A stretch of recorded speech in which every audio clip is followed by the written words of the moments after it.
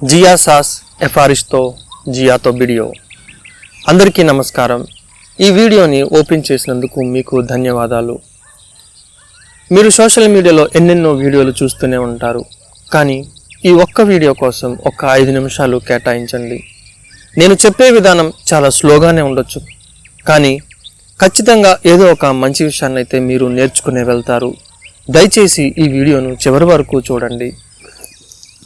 ఈరోజు ఈ వీడియో చూస్తున్న మీకు ఒక మంచి 3 లక్షణాలను అయితే నేర్పించాలి అని చెప్పి అనుకుంటున్నాను. ఇది వినడానికి బోరింగ్గా అనిపించవచ్చు, లేదా పాతకాలం పద్ధతుల్లో అనిపించవచ్చు, కానీ వాటిని పాటించి చూస్తే ఖచ్చితంగా అవి మీకు మంచి చేస్తుంది. ఆ 3లో మొట్టమొదటిది ఏంటంటే, ఎవరైనా నీకు కాల్ చేసినప్పుడు నువ్వు కాల్ లిఫ్ట్ చేయగలిగే పొజిషన్లో ఉంటే ఖచ్చితంగా కాల్ని అటెండ్ చేయడం నేర్చుకో. ఈ రోజుల్లో కాల్ మనకి వస్తుంది అని తెలుసు, కానీ ఆ కాల్ లిఫ్ట్ చేయకుండా రెక్లెస్గా ఇగ్నోర్ చేయటం బాగా సర్వసాధారణమైపోయింది. ఏదైనా ఎమర్జెన్సీ పరిస్థితుల్లో ఉండి, లేదా డ్రైవింగ్లో ఉండో, లేకపోతే నువ్వు ఆ కాల్ లిఫ్ట్ చేయగలిగే పొజిషన్లో ఉండి కాల్ లిఫ్ట్ చేయకపోతే యాక్సెప్ట్ చేయొచ్చు, కానీ నువ్వు కాల్ లిఫ్ట్ చేయగలిగే పొజిషన్లో ఉండి రెక్లెస్గా కాల్ని డిక్లైన్ చేయటం కానీ, కాల్ని లిఫ్ట్ చేయకపోవటం కానీ మంచి లక్షణం అయితే కాదు. ఈరోజు నువ్వు ఈ లక్షణాన్ని అయితే అలవాటు చేసుకో.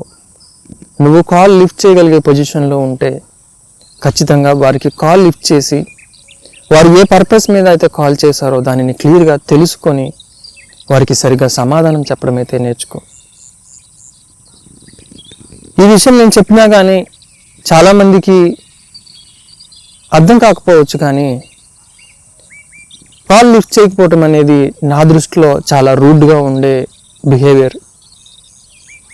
మెసేజ్ మనకు వచ్చిందని తెలిసి కూడా, మెసేజ్ మనం చూసినా కూడా దానికి రెస్పాండ్ అవ్వకపోవడం అనేది నా దృష్టిలో ఎందుకో రూడ్గా అనిపిస్తుంది. మన మెసేజ్కి ఎవరైనా రిప్లై ఇవ్వకపోతే, లేదా మన కాల్ ఎవరైనా కావాలని అటెండ్ చేయకపోతే మనం ఎంత బాధపడతామో, ఎదుటివారి కాళ్ళకి మనం అటెండ్ చేయకపోయినా, ఎదుటివారి మెసేజ్లు మనం చూసి రెస్పాండ్ అవ్వకపోయినా వారు కూడా అంతే బాధపడతారు. కాబట్టి నువ్వు కాల్ లిఫ్ట్ చేయగలిగే పొజిషన్లో ఉంటే ఖచ్చితంగా కాల్ని అటెండ్ చేసి వాళ్ళు ఏ పర్పస్ మీద కాల్ చేశారో తెలుసుకోవడం మంచి లక్షణం. ఒకవేళ అప్పుడు నీకు మాట్లాడే టైం లేకపోయినా, మాట్లాడే ఇష్టం నీకు లేకపోయినా కాల్ అటెండ్ చేసి నేను మాట్లాడగలిగే పొజిషన్లో లేనని చెప్పడం మంచి లక్షణం. ఇంకా రెండవ క్వాలిటీ, సారీ చెప్పడం నేర్చుకున్నాం. మనుషులు అన్నాక సహజంగానే తప్పులు చేస్తూ ఉంటాం. మనం చేసిన తప్పు వలనో, లేదా మనం చేసిన పనుల వలనో మన భర్త కానీ, మన భార్య కానీ, లేదా మన ఆఫీస్ కొలీగ్ కానీ, లేదా మన ఫ్రెండ్ కానీ, లేదా మన జాబ్లో కొలీగ్ కానీ హర్ట్ అయి ఉండొచ్చు. సహజం.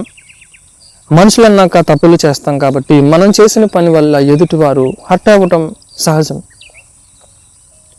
అలా హర్ట్ అయినప్పుడు నువ్వు ఈగోకి పోకుండా, అహానికి పోకుండా, తలపొగరుతో ఉండకుండా వారికి సారీ చెప్పడం అనేది మంచి లక్షణం. నిజంగా నేను చేసిన పని వల్ల నువ్వు హర్ట్ అయ్యావు, ఐఎమ్ రియల్లీ సారీ, మళ్ళీ అలాంటి మిస్టేక్ జరగకుండా చూసుకుంటాను అని చెప్పడం నిజంగా ఒక మంచి లక్షణం. ఈగోకి పోయి నేను వారికి సారీ చెప్పేది ఏంటి అని చెప్పి అనుకోకు. నీ తప్పు నిజంగా ఉన్నప్పుడు ఖచ్చితంగా సారీ చెప్పడం అనేది నీ యొక్క విలువని పెంచుతుంది. సో ఎప్పుడైనా నీది మిస్టేక్ ఉండి ఎదుటివారు హర్ట్ అయితే సారీ చెప్పు, అపాలజీ కోరు. ఖచ్చితంగా మీ రిలేషన్ని అది ఇంకా బలంగా ముందుకు తీసుకెళ్తుంది. ఇంకా మూడో క్వాలిటీ ఏంటంటే, నీ తోటి ఫ్రెండ్స్ కానీ, లేదా నీ ఆఫీస్ కొలీగ్స్ కానీ, లేదా నీ బిజినెస్లో నీతో పాటు ఉన్నవారు కానీ ఏదైనా వారి లైఫ్లో అచీవ్ చేసినప్పుడు, ఏదైనా ఒక మంచి మైలురాయిని అందుకున్నప్పుడు, లేదా ఏదైనా వారు ఒక మంచి పని చేసినప్పుడు వారిని అప్రిషియేట్ చేయి, వారిని మనస్ఫూర్తిగా అభినందించు. వారి దగ్గరికి వెళ్ళి నిజంగా చాలా బాగా చేశారండి, చాలా బాగా చేశారు, మీరు ఈ మంచి అచీవ్మెంట్ని మీరు సాధించారని చెప్పి వారిని మనస్ఫూర్తిగా అభినందించడం నేర్చుకో. జలసీతోనో, అసూయతోనో, లేదా నాకంటే వారు ముందుగా వెళ్ళిపోతున్నారనే అసూయతో ఉండిపోవద్దు. నీ అసూయని, నీ జలసిని, ఇవన్నిటిని పక్కన పెట్టుకొని మంచిగా వారిని అభినందించడం నేర్చుకో. మన తోటి ఫ్రెండ్స్లో కూడా ఎంతోమంది ఎన్నో అచీవ్మెంట్స్ చేసే ఉంటారు. వారిని హార్ట్ఫుల్గా అభినందించడం, మెచ్చుకోవటం నేర్చుకో. అది నిజంగా మంచి లక్షణం. ఈరోజు ఈ వీడియో చూస్తున్న నువ్వు ఈ 3 లక్షణాలని నేర్చుకోవడానికి ప్రయత్నించు.